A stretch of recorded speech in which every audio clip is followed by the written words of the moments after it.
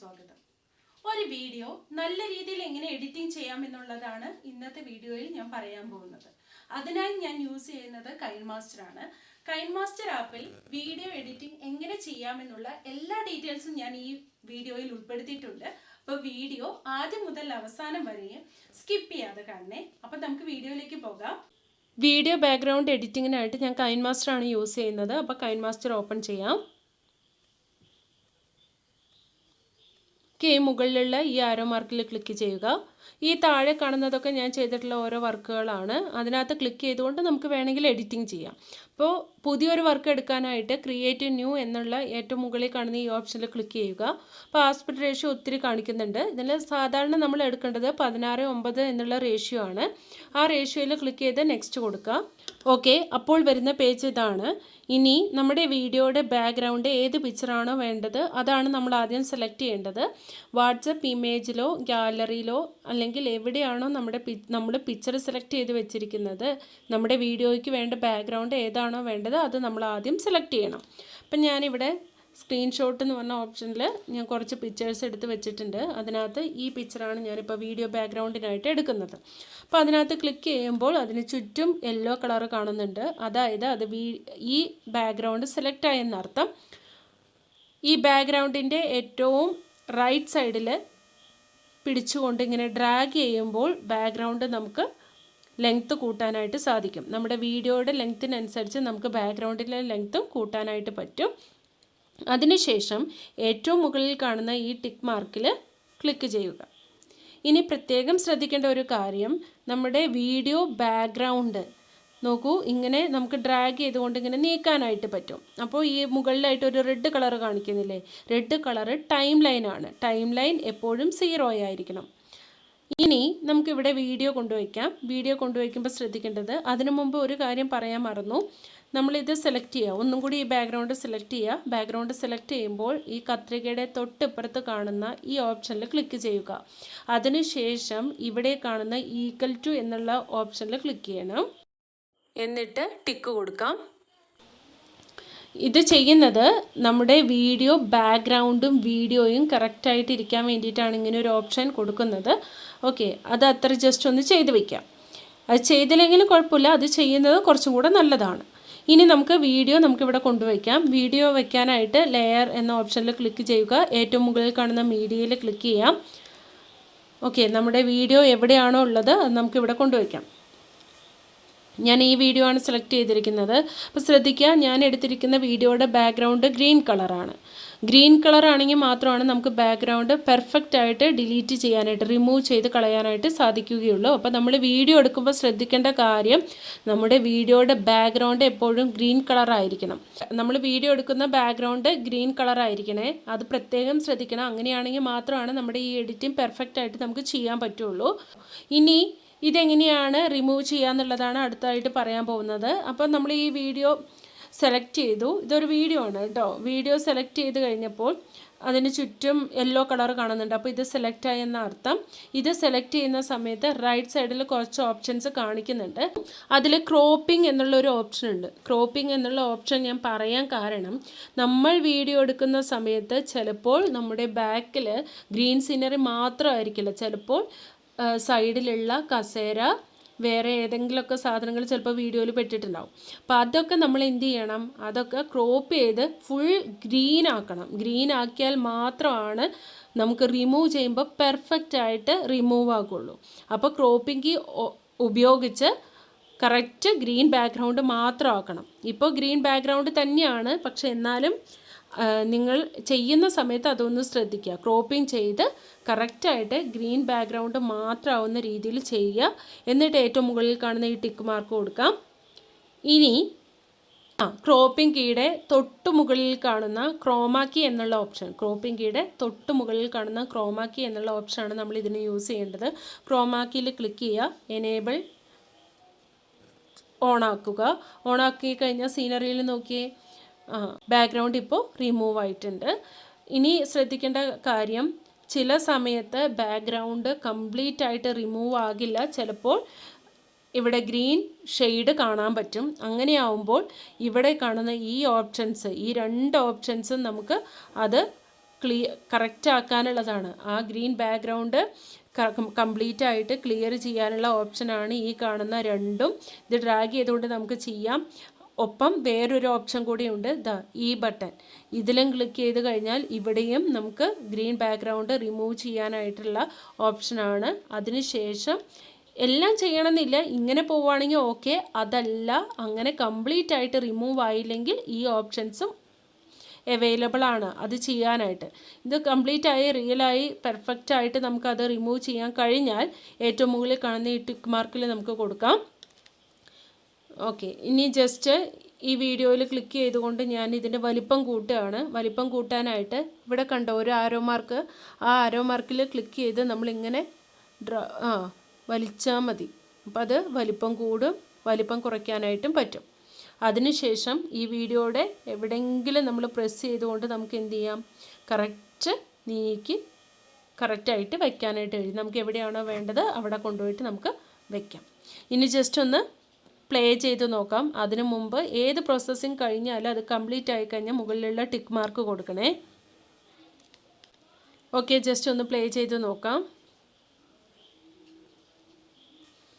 Okay, ഇനി ഈ app ഉപയോഗിക്കുമ്പോൾ അറിഞ്ഞിരിക്കേണ്ട കുറച്ച് കാര്യങ്ങൾ കൂടിയുണ്ട്. എഡിറ്റിങ്ങിന് യൂസ് ആവുന്ന, നിങ്ങൾക്ക് വളരെയധികം യൂസ് ആവുന്ന കുറച്ച് കാര്യങ്ങൾ കൂടിയുണ്ട്. അതായത് ഈ സീനറിയിൽ നമുക്ക് എവിടെയെങ്കിലും എന്തെങ്കിലും ടൈപ്പ് ചെയ്യണമെന്നുണ്ടെങ്കിൽ ലെയർ എന്ന ഓപ്ഷനിൽ ടെക്സ്റ്റ് ക്ലിക്ക് ചെയ്യുക. അതിനുശേഷം നമുക്ക് എന്താണ് വേണ്ടത് അത് നമുക്ക് കീബോർഡിൽ ടൈപ്പ് ചെയ്ത് കൊടുക്കാം. ദെൻ ഓക്കെ കൊടുക്കുക. അതിനുശേഷം നേരത്തെ പറഞ്ഞ പോലെ ആ ആരോ മാർക്കിൽ ക്ലിക്ക് ചെയ്തുകൊണ്ട് നമുക്ക് അതിൻ്റെ വലിപ്പം കൂട്ടാനും കുറയ്ക്കാനും പറ്റും. അതേപോലെ ആ സെലക്ഷൻ്റെ ഉള്ളിൽ ജസ്റ്റ് പ്രസ് ചെയ്തുകൊണ്ട് നമുക്ക് എവിടേക്ക് വേണമെങ്കിലും അത് മൂവ് ചെയ്യിക്കാനായിട്ട് പറ്റുന്നതാണ്. ഓക്കെ, നമുക്ക് ആവശ്യമുള്ള സ്ഥലത്ത് നമ്മൾ വെച്ചതിന് ശേഷം ഈ ടെക്സ്റ്റിൻ്റെ കളർ ചേഞ്ച് ചെയ്യാനായിട്ട് റൈറ്റ് സൈഡിൽ ഏറ്റവും മുകളിലായിട്ട് ഒരു വൈറ്റ് കളർ ബോക്സ് കാണാം. ആ ബോക്സിൽ നമുക്ക് ക്ലിക്ക് ചെയ്തുകൊണ്ട് ഇതിൻ്റെ ഈ ടെക്സ്റ്റിൻ്റെ കളേഴ്സ് നമുക്ക് ചേഞ്ച് ചെയ്യാനായിട്ട് പറ്റും. അപ്പം ഞാനിപ്പോൾ ഇവിടെ നോക്കൂ ഒത്തിരി കളേഴ്സ് കാണിക്കുന്നുണ്ട്. അതിൽ റെഡ് കളർ ഞാൻ സെലക്ട് ചെയ്യാണ്. അതിനുശേഷം ഏറ്റവും മുകളിൽ കാണുന്ന ആ ടിക്ക് മാർക്ക് കൊടുക്കുക.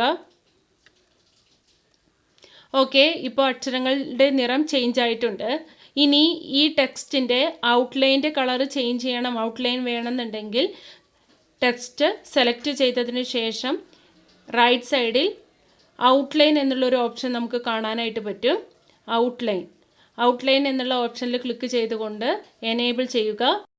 ഔട്ട്ലൈൻ്റെ കളർ ഇപ്പോൾ ചേഞ്ച് ആയിട്ടുണ്ട്. ഇനി ഔട്ട്ലൈൻ്റെ വെയിറ്റ് നമുക്ക് കൂട്ടണം എന്നുണ്ടെങ്കിൽ, അതായത് ഔട്ട്ലൈൻ്റെ കട്ടി കൂട്ടണം, ആ ബ്ലാക്ക് ഷെയ്ഡ് കുറച്ച് കൂടുതലായിട്ട് വേണമെന്നുണ്ടെങ്കിൽ താഴെ വെയിറ്റ് എന്നുള്ള ഓപ്ഷൻ ഉണ്ട്. അതിനകത്ത് ഡ്രാഗ് ചെയ്തുകൊണ്ട് സ്ക്രോൾ ചെയ്തുകൊണ്ട് നമുക്ക് അതിൻ്റെ വെയിറ്റ് കൂട്ടാനും കുറയ്ക്കാനായിട്ടും പറ്റുന്നതാണ്. എല്ലാം കഴിയുമ്പോൾ ഏറ്റവും അവസാനത്തെ ടിക്ക് മാർക്ക് കൊടുക്കാം.